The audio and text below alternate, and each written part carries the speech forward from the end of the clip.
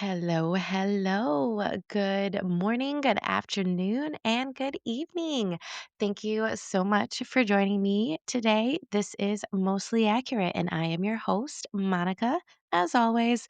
And today we have something super special. We are doing another interview. I am not ranting solo. It's going to be a good time today. I'm really excited for this. This morning, has been pretty fun. Picture this, it's 7 a.m., the coffee's cold, the toddler's yelling at Blippy, and I'm stepping on something suspiciously sharp. Welcome to motherhood, where your to do list is longer than your patience, and someone's always sticky for no reason. But yes, today's episode, it's not just about chaos, it's about the moms who somehow make it look like, they've got it all together.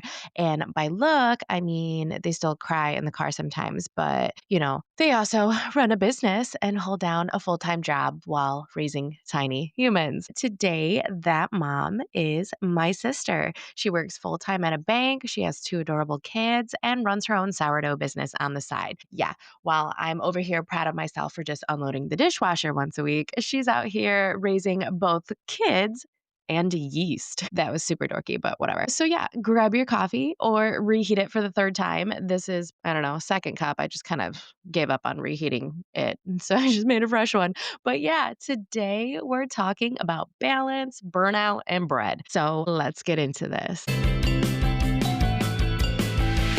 Okay, guys, welcome back. Today, I've got my sister Jess on the pod. She's a mom of two, works full time at a bank, and runs her own sourdough business on the side, which is amazing and sounds extremely tiring, which basically makes her also the most productive person that I know, and also slightly suspicious. Like, are you sure that you're not a robot? I am not a robot. Thank you. Yes, I'm Jess, so I'm Monica's sister. I do work at a bank. I've been at the bank for 13 years now. Same bank. It was like my first job out of college and kind of just stayed there. Married to my husband Troy, which has been 9 years now. And then we have two little girls, Vivian and Genevieve. Vivian is 6 and Genevieve is 3. We also just got a little puppy, so we have a mini dachshund puppy who is 10 weeks old, so there's a lot going on in the household right now. And then, of course, I decided to start a in-home micro bakery for sourdough, which definitely was not on my 2025 bingo card, but here we are. Well, that's exciting. So, can you tell us what's the difference between what is a micro bakery for dummies? What is that? Micro bakery is basically just a very small bakery. Like I'm a one person operating bakery. It's also out of my house. So there's something called cottage food laws, which you are allowed to bake certain baked goods out of your home. And every state has different requirements and rules. So I took like the certifications through Michigan State University just to kind of figure out what I can sell, what I can't sell. And basically, that's what you need to have any type of bakery or a micro bakery, I should say, if you're baking goods out of your house.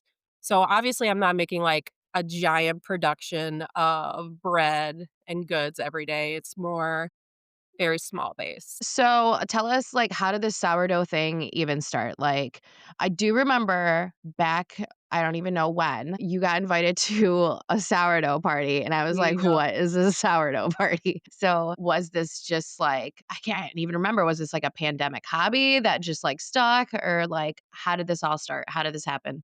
So, yes, the sourdough party is kinda like how it actually started. I think it was, like, during the pandemic when the whole sourdough kick started happening, and I was seeing it on, like, Instagram and stuff. So that is kinda when I started getting a little interested in it. I'm like, "What is this? What's everyone doing?" So, I try to look it up at that point and Google how to make sourdough, and it was just, like, super overwhelming because it was like, you need a starter and you need to do stretch and folds, and I'm like, "I do not have time to learn all this right now," and so I kinda put it to the side, and didn't think about it for a while, and then my sister-in-law, Kendra, is the one who had the sourdough starter party. She actually went to one to learn how to make one, so she decided to invite, like, friends and family so we can all make one together. So I was like, "This is great," because I am so much more a visual learner than trying to read how to do something. Yeah. So, yeah. So, like, you wanted to try the sourdough I stuff. did want to try it, but I didn't want to take the time to learn it by myself, so the fact that someone was teaching me, I'm like, "This is great. Let's run with it. Let's do it." So, Wow. yeah, so we Well, had and then one little party just turned into, like, a whole yeah. business that you have now, which is pretty cool. Yeah, so the party everyone made, like, a starter from scratch, so it's basically you just need flour and water, and then you need to keep feeding it. Like, there's all this lingo that I was like, "I have no idea what to do with this." Like, you're feeding something and you're discarding something, so that was, like, a lot to learn off the bat, but once you know it, it's pretty simple, but my starter that I made at the party actually died, like, 2 days after that. Oh my god, I'm so sorry for your loss. I didn't even know that happened. Yeah, so I was a little discouraged at that point So, because what'd you do? Did you just, like, create a new one like a mad scientist? yeah, Or so I okay. basically just did it again. I'm like, "Okay, obviously, I don't know what I did wrong with the first one, but it just died." Well, it got moldy, so I'm like, "I'm not gonna continue with the moldy sourdough." So, Right. I started again from scratch, and again, that one was kind of up and down. I had to ask, like, a Facebook group, like, "Why isn't my starter rising?" And then we ended up figuring it out, um, and that starter has been my starter, is still my starter today. So, Okay. that Does your was starter have a name? yes, and so, since my starter was very difficult in the beginning and it was not doing what it was supposed to, and I was very frustrated with it, I almost tossed it. I named my starter Karen because I was not happy with her, and I feel really bad because she's a great starter now, but she has just stuck to Karen. Right, alright. So, these starters, though, is it true I heard this on I don't even know, maybe it was, like, a reel or some podcast that I was listening to, but aren't some people, like aren't these isn't there starters that are, like, hundreds of years old? Yes, supposedly, and I'm sure there can be because like, people back in the day before I don't even know when commercial yeast was a thing, but, like, this is how people made bread back in the day. So if somebody did start a starter 100 years ago, literally, it's just people keep refeeding it to keep it alive, and then they pass it on. So, my starter's been in the fridge for not in the fridge. I keep it in the fridge when, like, I am not baking or if I go on vacation because it kinda goes dormant, but it's been in the fridge since April 2023, I've had it. So, it's been a good 2.5 years almost. Okay. So, what does Karen eat? Like, what do you feed her?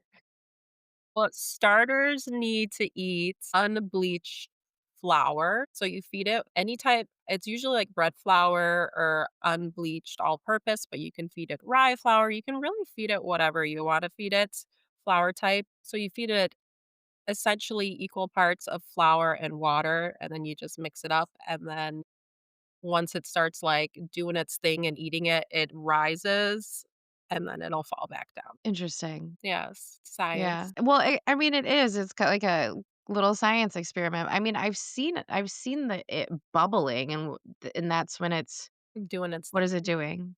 Is It's it it's eating, it's, like, creating these acids or whatever it is. It's like its own leaven, that's, like, what makes the bread rise. So when I'm actually making bread, I want to make my bread with the starter that's at its peak. So I know it's, like, fully risen, it's fed, and it's ready to, like, make bread with. okay? So, what's like your best tip for somebody who's new and trying to get into sourdough, like trying to get started with just baking once a week or something like that? Because, like, if you got to keep feeding it, I guess my question is I just don't understand sourdough. I don't know how you do it. Yeah. But, like, I guess what I'm trying to ask is, like, how do you keep it alive without, like, overproducing? Like, how do you just, like, not end up with, like, 50 loaves of bread because Karen can't stop eating? Which I can totally relate to that, but, Yeah, like, how do you do that? absolutely. Um, that's when you feed your starter, every time you feed your starter, you have to discard some of it. So discard can literally mean either if you're not gonna use it, you can throw it away in the trash, or you can save your discard in, like, a separate container, and there's a bunch of recipes you can make with discard, and discard is just basically unfed starter. So it's not like I keep feeding on top of what I already have, otherwise I would have a gigantic amount of starter. Okay. So my best tip for, like, somebody who's just starting, I would just say to keep trying. There's a lot of different factors that go into making, like, a loaf of bread.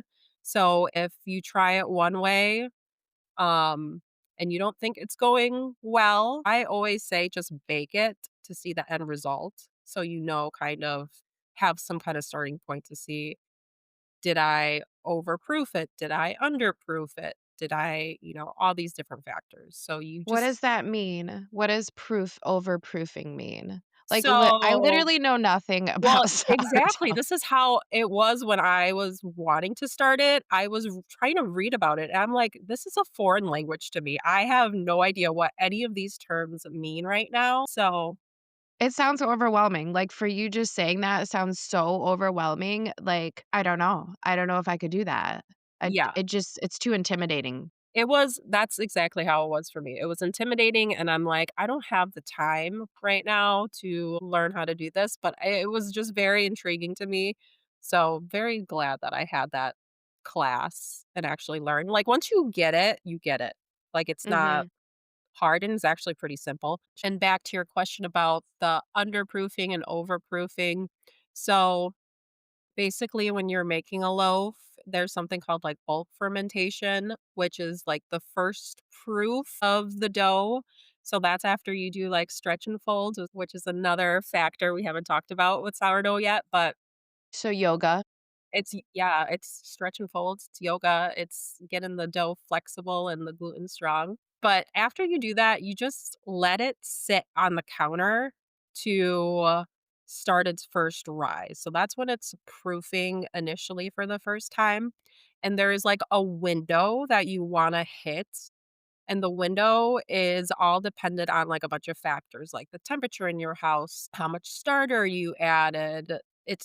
It's like this crazy, like, calculation. So you wanna hit, like, a good window, and there's signs to look for when it's properly fermented. But once it's there, you do, like, your shaping, and then it goes into another proofing stage called, like, the cold proof, where you just put it to sleep in the refrigerator. So, if you overproof, you might get, like, a gummy and then, like, a triangle flat loaf.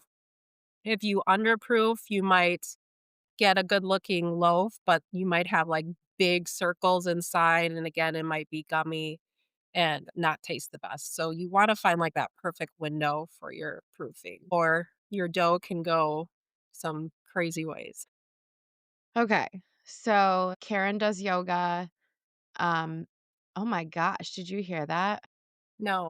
There was just, like, a flock of geese that flew over the house. I was like, "Wah!" I don't even know what I was saying. So Karen Yoga. does yoga. Yes. You slap her on a table. She lays You there slap her around, you shape her, and then you put her in the fridge for a nap. a nap. She Yeah. takes a nap. Okay. That's kinda how it goes. So did they teach you all of this in the I was gonna say yoga class, the bread class, or did you YouTube? Like, because I feel like for me, I knew things, Yes. like even starting a podcast, I YouTubed a lot on how to figure out what I was doing. That is Yes, YouTube is like a lifesaver. I do that for, like, everything, especially stuff that I'm just starting at. So, yes, there's a lot of Instagram reel videos. There's a lot of YouTube. We did not learn how to make a loaf at the class. It was more just making a starter. So, we got the starter, and then it was kinda like, "All right, now," kinda figure out we did get, like, a Kinda like a recipe book. baby. Yeah, it is a baby, it's a living thing. My coworkers always laugh when I say, like, "I have to feed my starter." They're used to it now, but they're like, "You're feeding something?" I mean, it is pretty crazy because it's like, I don't know, it's just like a baby. They, like, send you home, you're like, "Oh, good luck, here you go. Keep it alive." Yeah, especially if you make a starter from scratch, it's definitely like a newborn baby where you need to feed it like twice a day. If you're gifted a starter, then it's already like mature and established, and you can do the like feeding once a week, put it to sleep in the fridge, and then just take it out whenever you need to make bread. Just feed it and it'll come back to life. So, That's probably, like, I guess if you think about it, a pretty, like, sentimental gift to give somebody, right? Like a live starter. yeah, like, yeah, especially one that you made from scratch. Yeah, interesting. Okay, so after Karen takes her nap, then you've already shaped it and then you bake it from there. So once you take Karen out of the fridge for her nap, she's gonna be in, like, a basket, a proofing basket or Banneton, whatever you have her in, and she's already shaped and everything. You just wanna put her out on, like, parchment paper, and then you need to score her with, like, a razor blade, something sharp, because where you score her, that's where all the steam is gonna like, when she starts to grow in the oven and all the heat comes up, she needs to split somewhere. If you don't score her, she's gonna have, like, it's gonna be unpredictable. So it'll It's look gonna nice. explode. It might explode, I don't know, but you'll have a lot of weird looking things. So if you score it, that's where it's gonna open up while it's baking.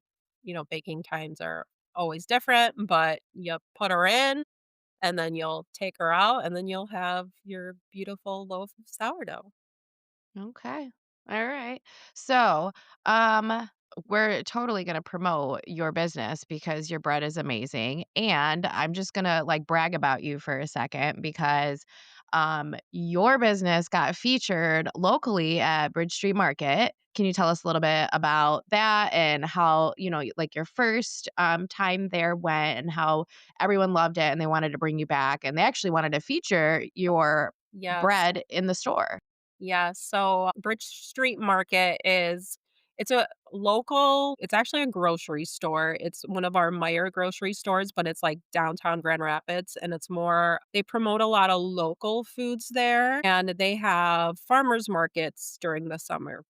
So, I applied for their farmers market, and the first time I was there, again, like you said, the the store director was probably I think she was my first customer, and she was just like, "I'm so excited to try your bread and everything," so she kind of bought one of everything, and I think it was I ended up leaving one of my, like, Costco totes there, so I ended up emailing, like, the marketing director and was like, "Hey, is there a good time that I can come back? I think I left my totes." And the store director was like, "Yes, I actually wanna talk to you about maybe having you as a vendor in our store."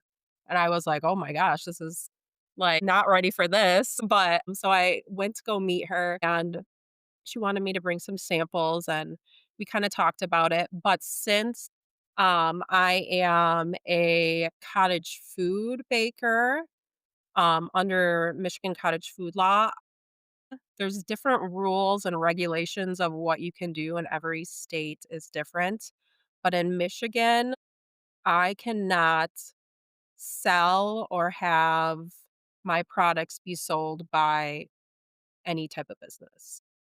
I have to sell directly to, like, a consumer.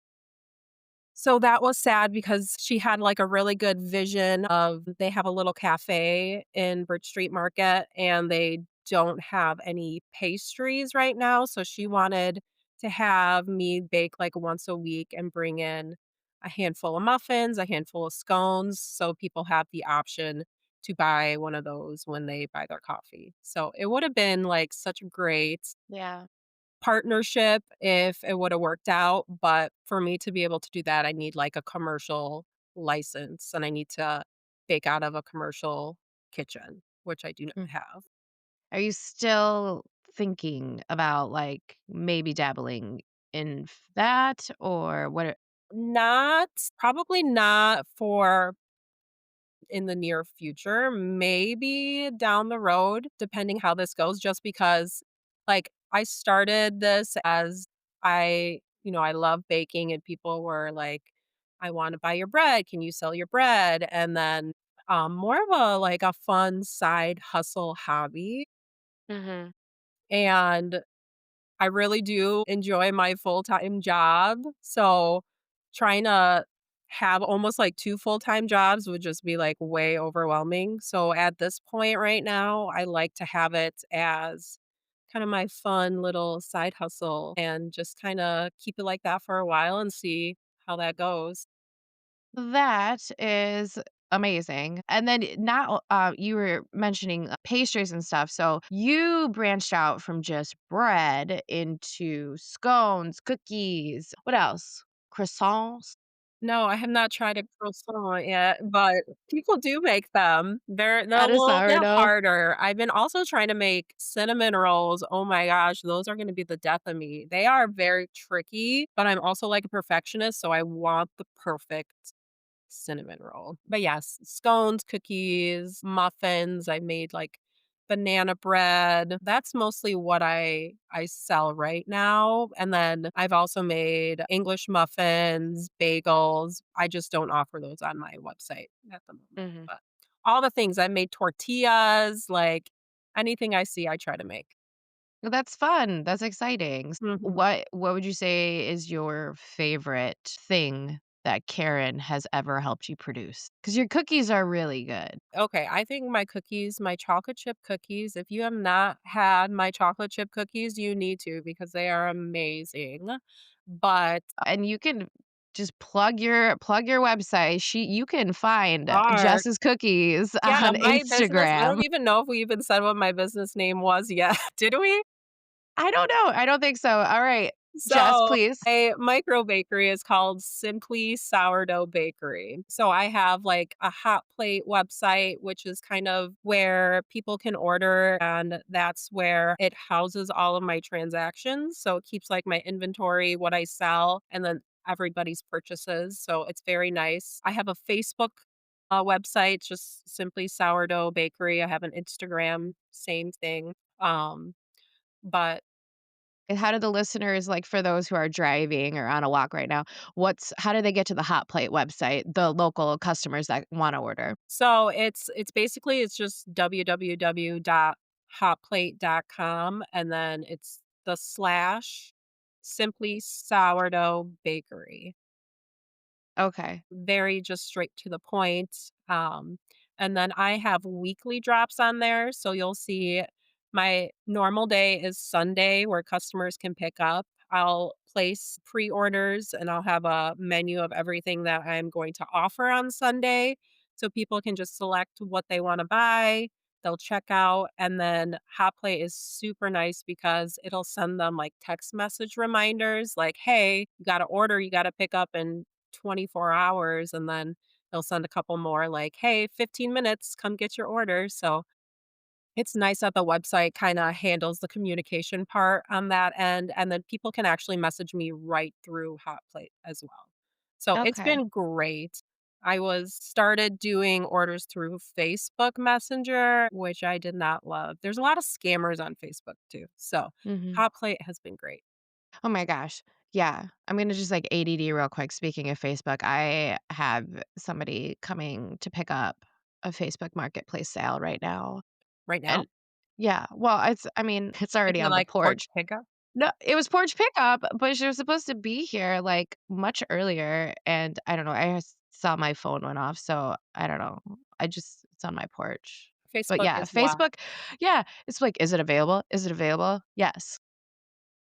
Nothing. That's it. That's the end. Thank you for confirming. Bye. I yeah, not a fan. I just have a couple more questions I'm gonna ask you, and then we can just like kind of keep cruising on. Yeah.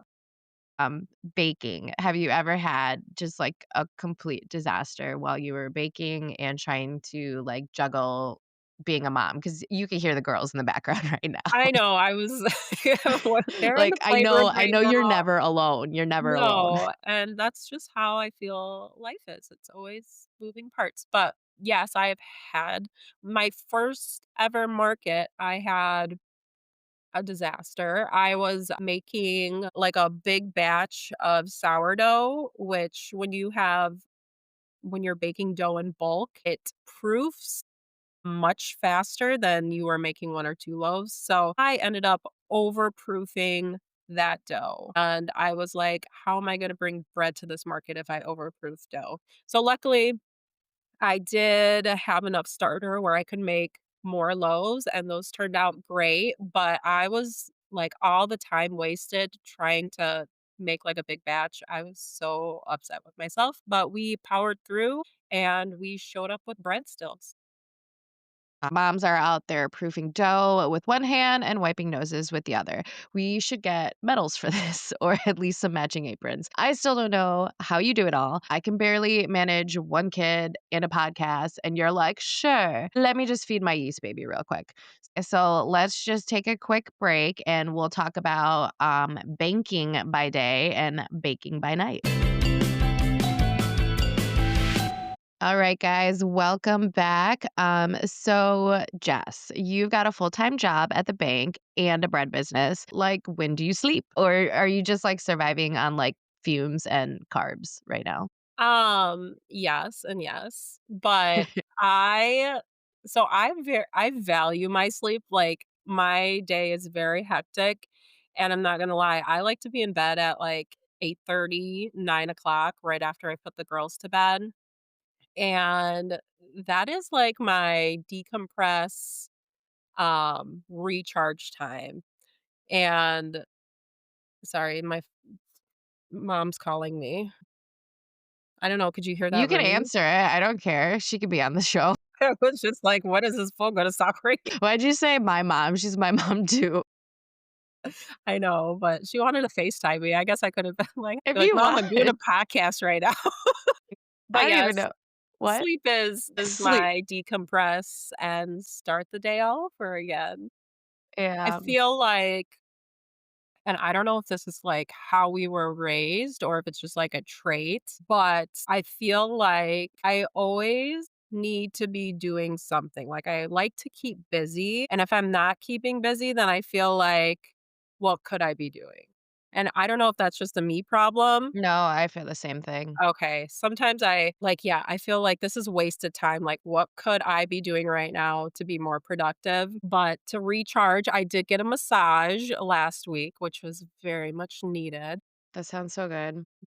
That definitely helps, and then just, like, some self-care. I like to get my lashes done, so that's, like, every other week. It's kinda just, like, a little hour and a half nap just to recharge as well.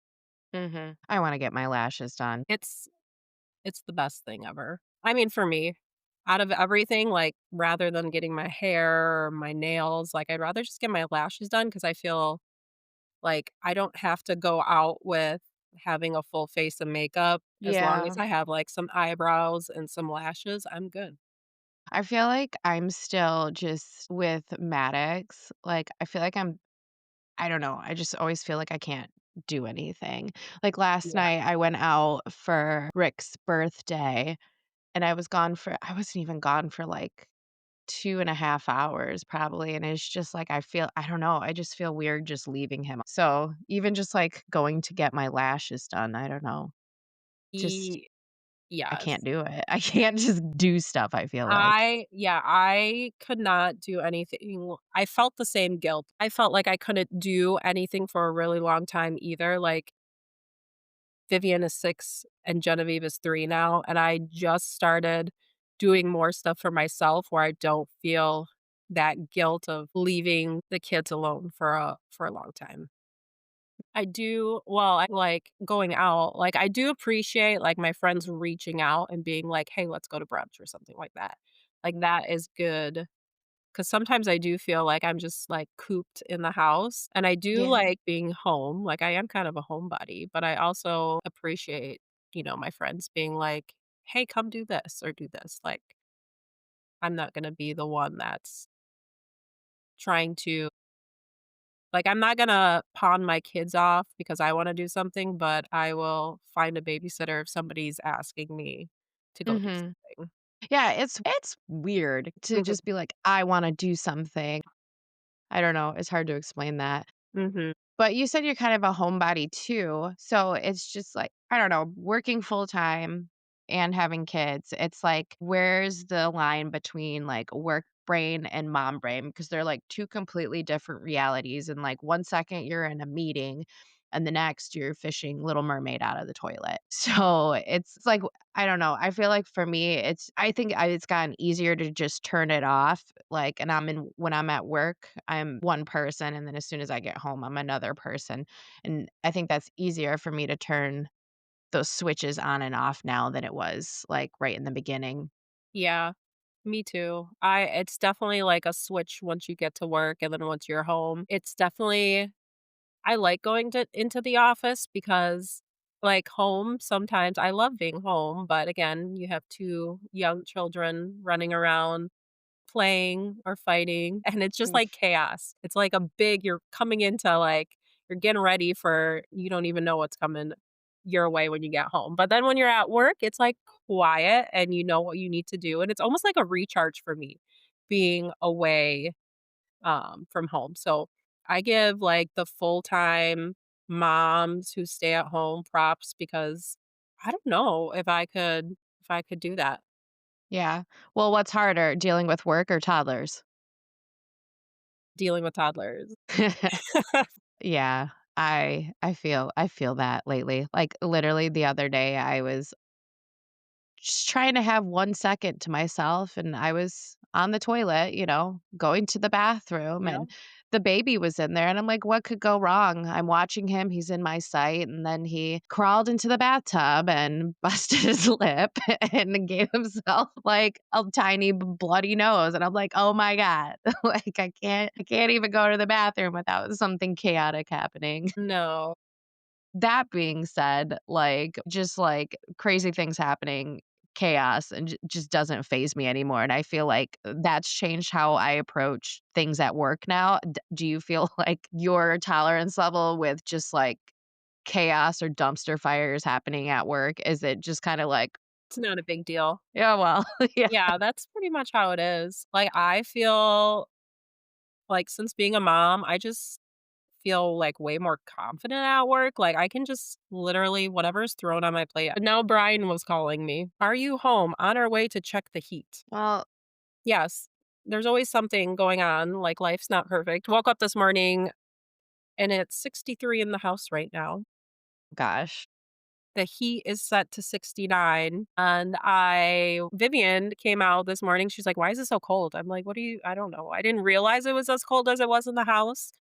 I tried to put the heat like, switch it to make it a little bit hotter for it to kick on, and there's no hot air coming out.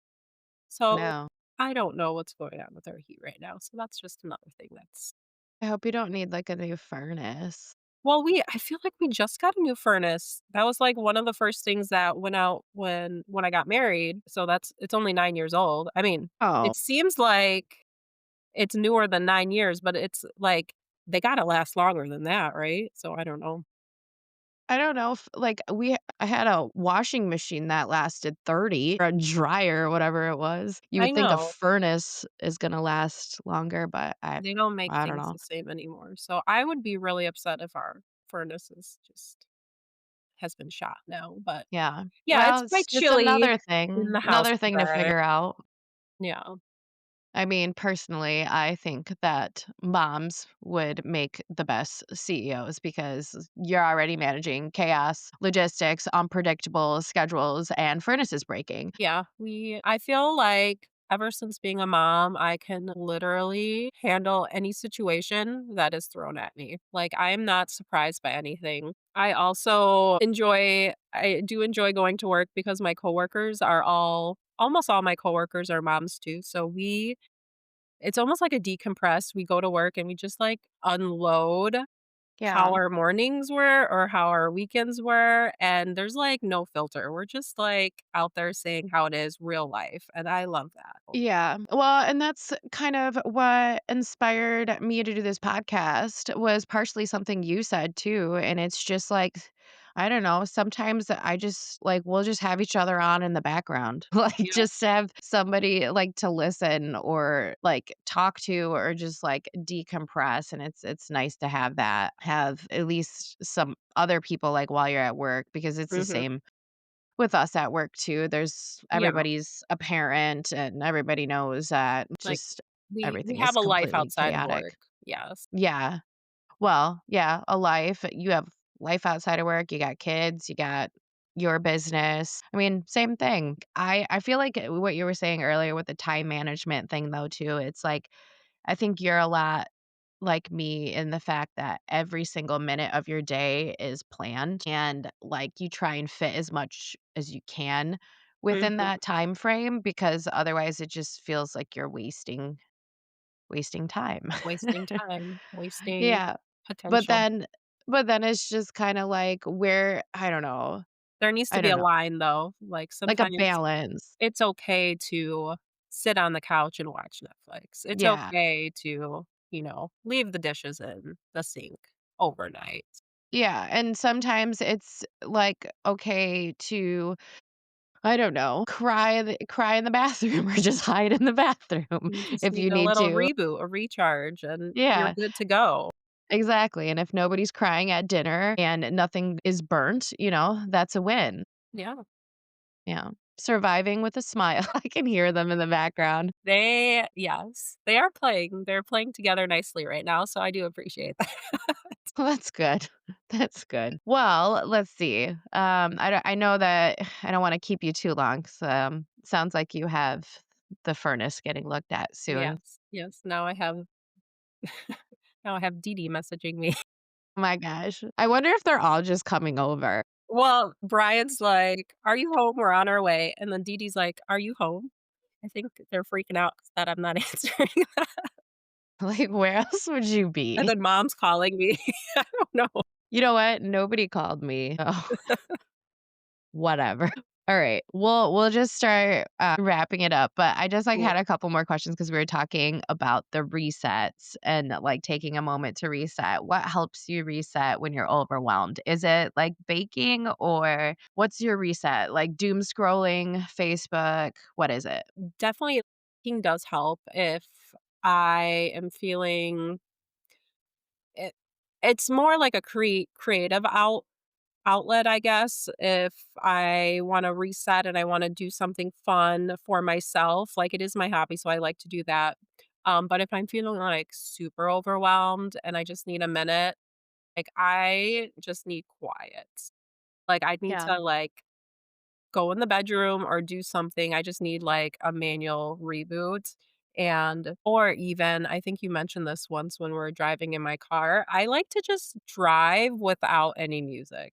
I like just the silence, which is probably weird for some people, but it's just like a mental, like it brings me back, level. I don't need, like, music going or, whatever. Yeah. I mentioned it because I thought it was Uh, different because you're like, "What are you I doing?" I'm I like, "I hate the drive like this all silence. the time." What did I even say? I was like, You're "Do like, you listen to "Do you music listen to music?"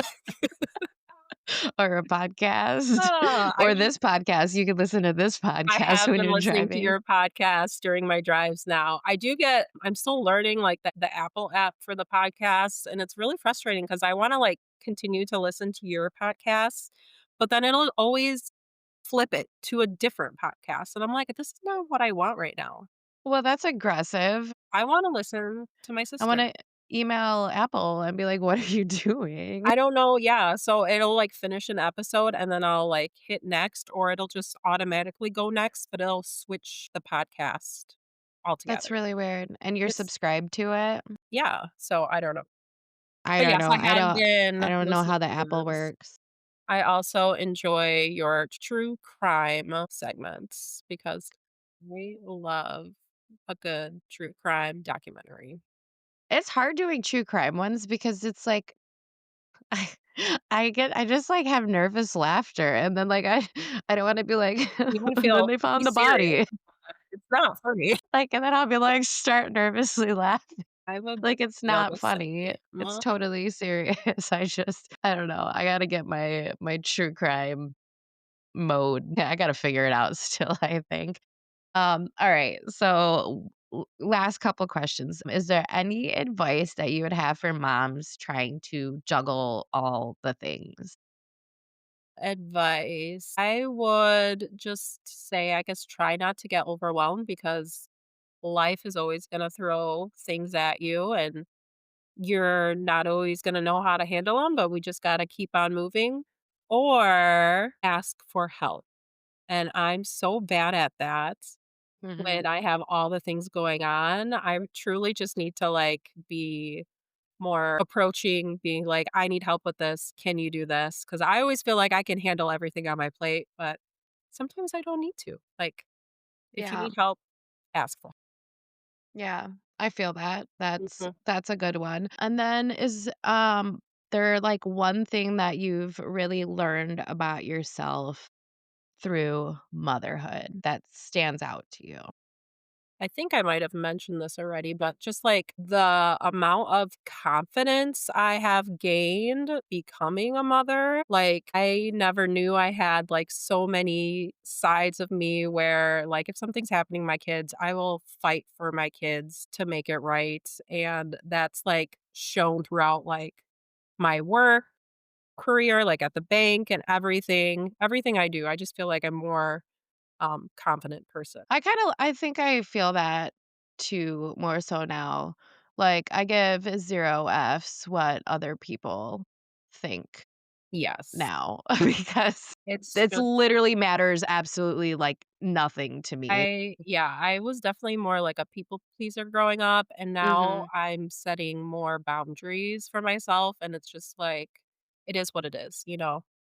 Well, all right. I am officially inspired and also exhausted for you. Jess, thank you very much for hanging out with me today and reminding all of us that even when life feels like one big juggling act, we're all just doing our best to survive. And again, if you guys are local listeners, make sure you check out Simply Sourdough on Instagram, Facebook, Hot Plate. Is it Hot Plate or Open Plate? Yep, Simply Sourdough Bakery.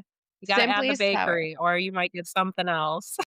Okay, Simply Sourdough Bakery. Yes. Yes, that Yes. is the correct one, and then I will post the link to all of these in the show notes on Spotify and the YouTube version. But yeah, it's this has been fun, and if you're Yeah. listening, to this thinking, "I can barely handle my own chaos," same, but you're doing amazing, and, maybe today you have inspired somebody to, pick up a starter or I don't know, start their Yeah. own bakery or I maybe hope start so. their own podcast. We don't even know. We're just changing the world today, Jess. Yes. But yes, thank you so much for being here. This has been Mostly Accurate, where motherhood might not be perfect, but it's usually mostly accurate. You can follow on Instagram, Mostly Accurate Podcast, Facebook, Mostly Accurate Podcast, YouTube, Mostly Accurate Podcast, and you can listen wherever you stream podcasts. I love the background chaos right now. It's It perfect. is chaos. They're trying to let the dog out, and we have a little bell that he's supposed to ring when he goes potty, so that That's so cute. got rang quite a few times while you're doing your exits. Sorry about that. Oh, no, no worries, no worries. All right. Well, let's get out of here. I'll leave you to your I'll leave you to all the things All the that you have things. going on. All right. Alright. Well, thanks for Okay. having Love me. you. Bye-bye. Love ya. Bye-bye.